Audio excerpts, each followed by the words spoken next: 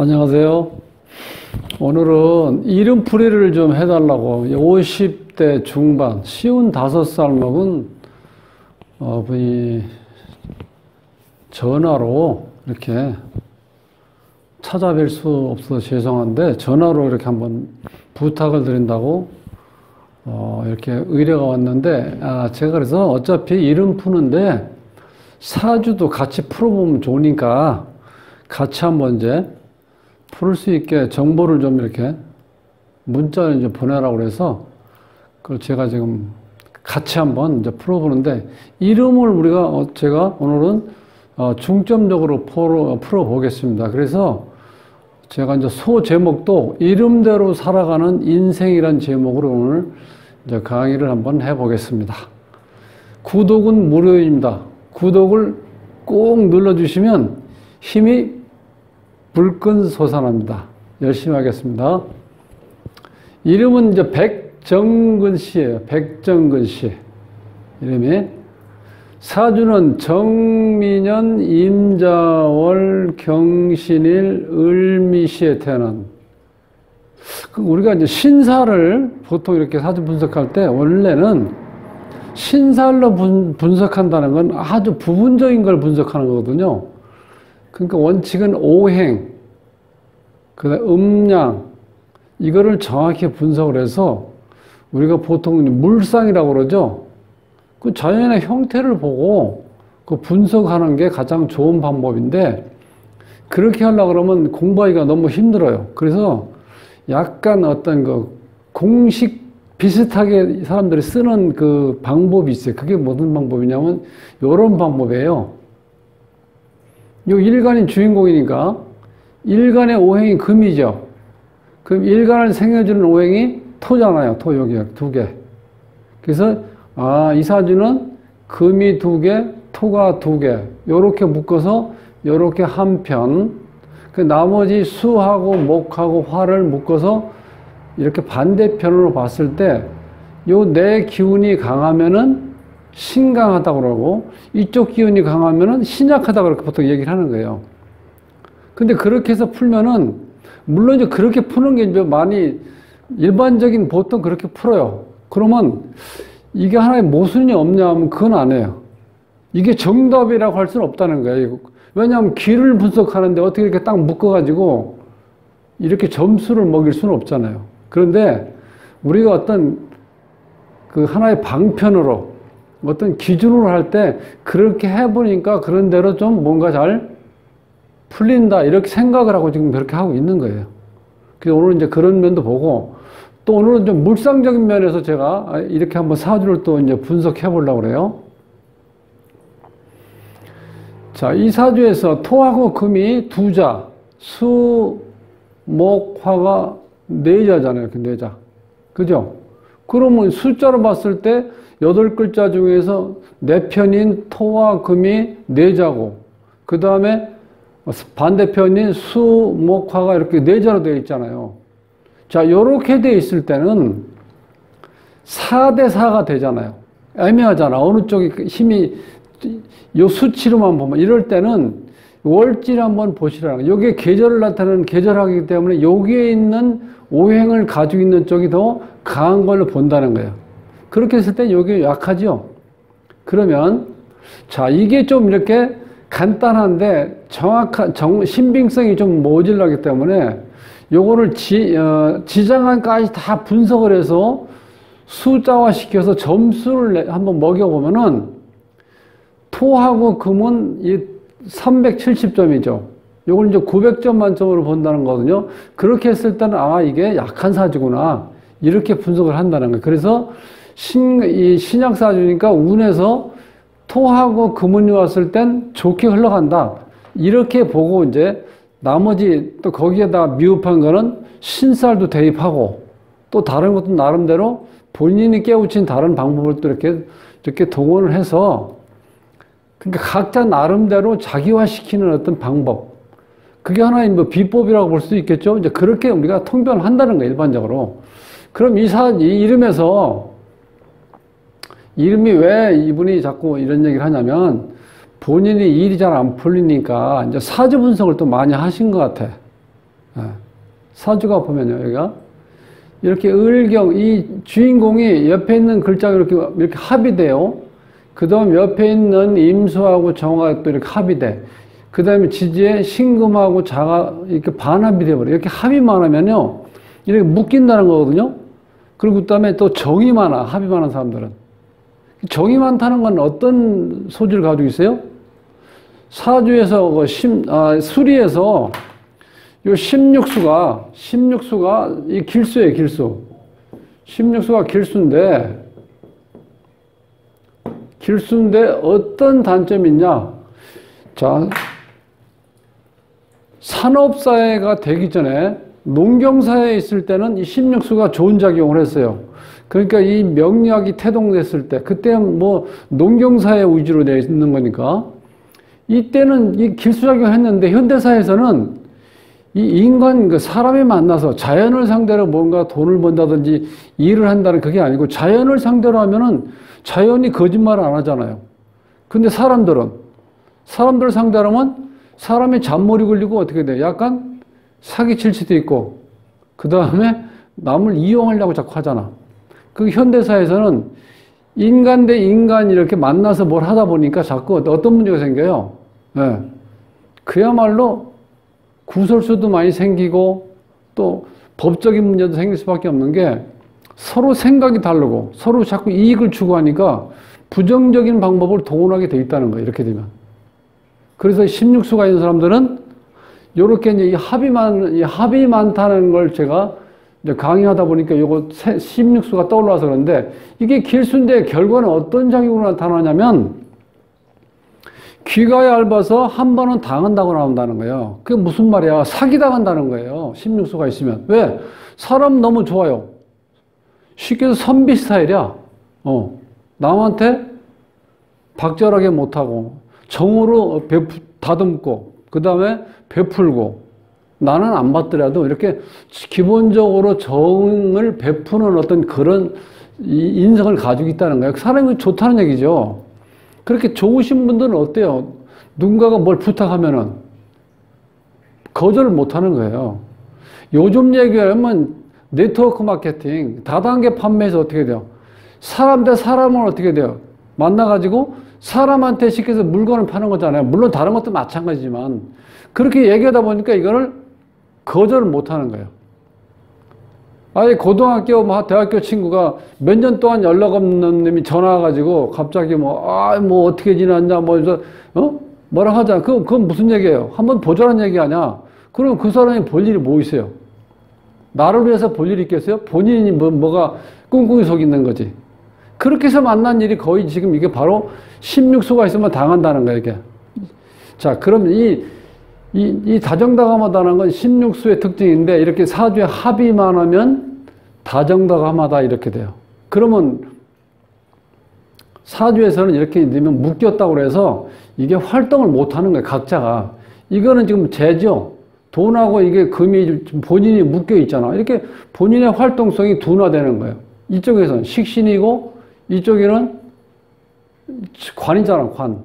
관이니까 이거는 뭐 어떤 직장 생활할 수도 있고 혹은 사람 관계에서 나를 이렇게 억압할 수 있는 공무원이라고 볼 수도 있겠죠. 이렇게 해서 합의돼 버리면 이 작용력이 다 떨어진다는 거예요. 그러니까 내가 제대로 움직일 수가 없겠죠. 그게 이 사람이 얼마나 힘들겠어요, 살아가는데. 근데 이제 이런 얘기는 들어봐서 어떤 얘기를 했냐면 이분이 여기선 배우자 자리가 이렇게 공망으로 들어와요. 그러면 배우자하고 인연이 없다는 거예요. 그래서 사주에서 보면 이게 배우자인데 이 자체가 다른 데서 살아봤을 때 묶여있고 이렇게 운에서 잘 풀리질 않으니까 떨어져 살라고 얘기를 했다는 거예요. 그것도 하나의 방법일 수도 있죠. 네. 이렇게 사람이 묶여있으니까 아예 떨어지면 어떻게 돼요? 본인이. 이 합이 풀린 개념으로 그런 영향을 받을 수 있잖아요. 이제 그것도 하나의 방법이라는 거예요, 예를 들어서. 그래서 여기 이제 이름을 보면은 이 14핵이 이제 본인 자리인데, 이 14핵이 있다는 거는 기본적으로 이게 흉수예요. 14핵 수리는. 이게 흉수기 때문에 흉수가 이렇게 더블로 되어 있죠. 이렇게 붙어 있을 때는 흉수 작용력이 어떻게 되냐면 요 자체가 파멸, 말년이 안 좋다, 우울증이 걸린다, 이런 정도로 이렇게 안 좋은 술인데 이게 겹쳐 있죠. 그럼 가정에도 그런 문제가 생겼죠? 당연히. 그런데 더 안 좋은 거는 이게 합쳐 있는 28수의 작용력이 또 생긴다는 거야. 이 작용력이 생기면서 28수는 뭐냐면 주변 사람으로 인해서 내가 피해를 본다 이렇게 나오는 거야, 이 수리가. 그러니까 본인이 뭘 하다가 한번 주변에 가까운 사람으로 인해서 뭔가 손해를 보신 것 같아. 얘기하는 거 보니까.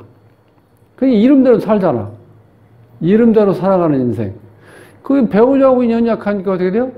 일반적인 사람 같으면 뭐 잠시 떨어져 있다가 저거 주말부부다는 어떤 상황 따라 그런데 이분은 이렇게 장기간 떨어져 있는 것 같아, 보니까. 그 여기서 사주에도 그렇게 나타나죠. 그러니까 더군다나 이름에서 이렇게 딱 정확히 찍혀버리니까 그게 정확하게 이렇게 살아가는데 그대로 작용이 일어난다는 거야. 그 다음 이 사람의 말년도 20획이라는 건 이게 또 공망이거든. 그리고 자식 자리가 공망이다. 자식이 없다는 거야. 지금 결혼한 지 20년인가? 한 그 정도 넘었다 그런 것 같은데 자식이 없대요. 자식이 없으니까 어떻게 해? 이 가정도 이 흉수고 또 배우자도 공망이고 이게 좀 우리가 사대격이라고 그래요. 사대격. 여기에 보면 이게 남자 사주니까 아버지 자리, 어머니 자리, 형제 자리, 연인 자리, 뭐 사회궁, 자식궁, 배우자궁, 가정궁, 본인궁 이렇게 쭉 있는데 이게 옛날 뭐 3세대가 살았던 그야말로 농경사회의 모습에서는 그렇게 적용해야 되는데 현대사에서는 부모도 일단 나하고 어떻게 돼요? 떨어져 살 수밖에 없잖아요. 그 사대격이라는 거는 본인 자리, 가정궁, 배우자궁, 자식궁 요렇게 네 자리, 4대 요 자리가 길수로 되어 있어야지 이름이 잘 지어진 이름이에요. 제가 이걸 계속 이렇게 이름을 이렇게 무료로 감정해 주면서 혹은 장명을 하러 오신 분들 이렇게 쭉 풀어보면은 여기에 있는 글자의 자의보다는 이 수리작용이 정확하게 일어난다는 거예요. 물론 한자의 뜻도 중요하죠. 자의도 중요하지만 이 자체가 이 수리가 길수로 있을 때 좋은 작용을 한다. 이제 그렇게 보시면 돼.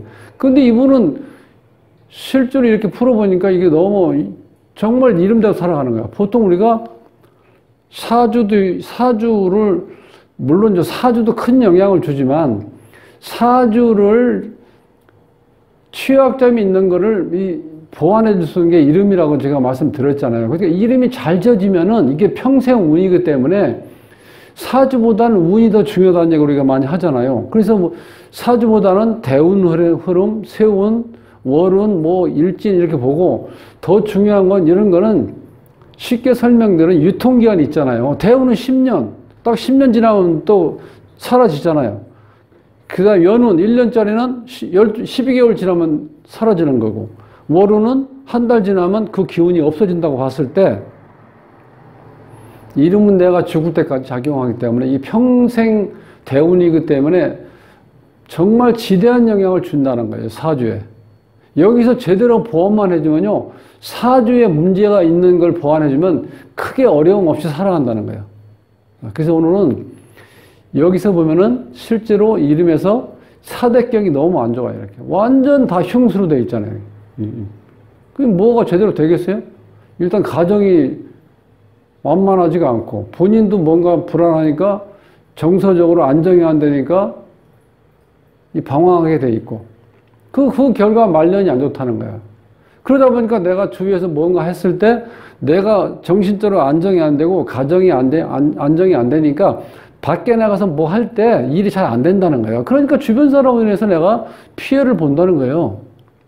거기다가 배우자궁에 또 이렇게 공망이 걸려 있으니까 배우자하고 인연이 자꾸 약하다 보니까 또 떨어져 살게 되는 거고. 그러다 보니까 떨어져 살으니까 자식도 못 낳는 거지. 그렇죠? 그러니까 어떻게 돼? 이게 다 전부 다 안 좋은 쪽으로 시너지작용이 일어나는 이렇게 네 글자가.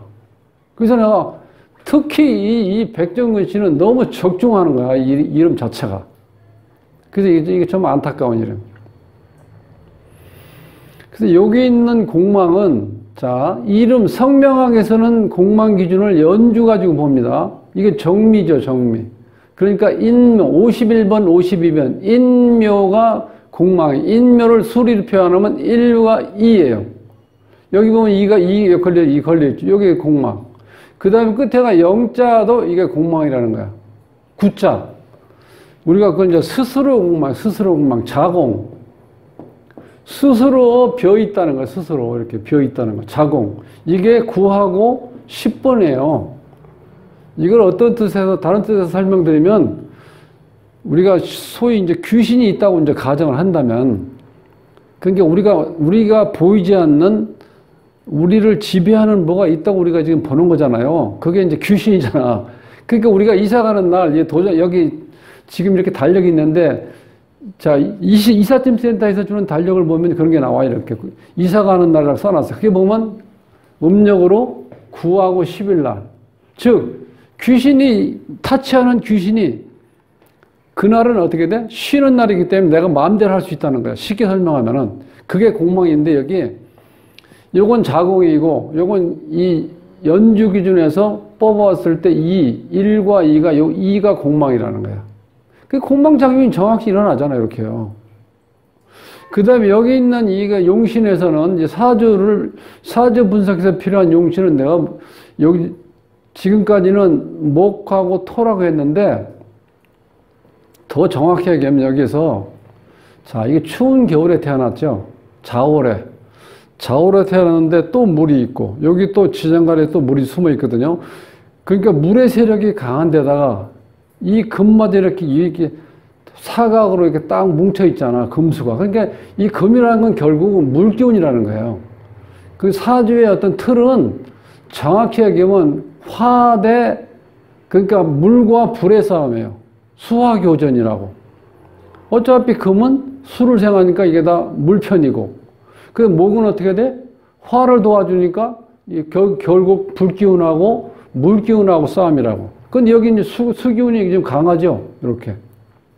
자, 이런 상태에서 이 경금이, 이 주인공이 지금 이게 우리가 자, 경금인데 이게 완제품이 아니고 원료 상태라고 보셨을 때 이거를 녹여가지고 뭔가 기물을 만들어야 되잖아요. 기물. 그렇게 되면 이 정화 이제 불이 있으니까 이 불을 높일 수 있는, 열을 높일 수 있는 그게 뭐냐면 쉽게 해서 이 나무한테는 이제 불쏘시개잖아. 불쏘시개. 불쏘시개가 뭐가 하냐면 감목을 뽀개서 요 도끼로 뽀개가지고 혹은 뭉뚱한 어떤 완성되지 않은 어떤 이 경금을 가지고 툭툭 쳐서 장작을 만들어서 이 정화에 이 불기운을 돋굴 수 있는 화력을 만들 수 있는 불쏘시개를 넣는 게 바로 우리가 그걸 벽갑인정이라고 그래요. 쪼갤 벽작. 그러니까 감목을 이렇게 돼 있는 이렇게 통나무를 이렇게 쪼개서 요거를 정화에다가 넣으면은 이 불이 이렇게 활활 타오르죠. 여기다가 어떻게 돼요? 여기다 쇠를 이게 녹여서 그 다음에 담금질을 하죠. 담금질 할 수 있는 물은 여기 있잖아요. 이렇게 다 잘 되어 있잖아. 그렇게 요거를 이 불만 높여서 녹일 수 있는 그런 화력만 유지하면은 경금을 녹여서 담금질 한다는 건 어떻게 돼요? 쇠를 더 강하게 만드는 거죠. 담금질하는 건. 그렇게 해서 우리가 그런 건 자주 보잖아요. 이렇게 어렸을 때 그 시골 그 오일장에 가면은 쇠스랑이라든가 무슨 뭐 톱, 그 다음에 호미자루 같은 거 이렇게 불에 담궈가지고 물에 넣었다가 빼서 또 이렇게 또 열을 올린 다음에 두드려가지고 계속해서 어떻게 돼요? 몇 번 왔다 갔다 하면은 그게 상당히 강해지는 거예요. 그거를 용금성기라고 해요. 용금. 녹일 용자, 그죠? 녹일 용자. 요 금을. 일울성자. 뭐요? 기물을 만든다, 이렇게 해서. 용금성기. 그래서 이 사람은 간목이 지금 이 사주에서는 필요하다는 간목이 왔을 때. 자, 간목이 오고 또 한 가지는 여기에 있는 물이 상당히 강한데 이 물은 계속해서 높은 곳에서 낮은 곳으로 흘러가는 게 물이잖아요.